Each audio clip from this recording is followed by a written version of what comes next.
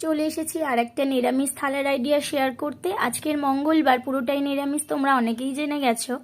তো আজকের ভাতের সাথে রেখেছি প্রথমে একটু কাঁকরোল ভাজা, আর মসুর ডালকে আমি টমেটো আর কাঁচা লঙ্কা ফোড়ন দিয়ে বানিয়েছি। অনেকেই বলবে মসুর ডাল তো নিরামিষ নয়, কিন্তু আমি এই প্রতিদিনের যে নিরামিষগুলো থাকে সেগুলোতে আমি মসুর ডাল খাই, কিন্তু কোনো উপোস থাকলে, উপোস ভাঙা থাকলে তখন আমি মসুর ডাল আর খাই না।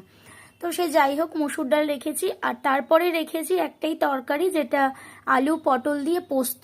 তো তোমরা পোস্তটা কিভাবে খাও অবশ্যই জানিও, কাঁচা পোস্ত নাকি তেলে ভেজে পোস্তটা খাও। আমার কিন্তু কাঁচা পোস্তটা খেতে ভীষণ ভালো লাগে।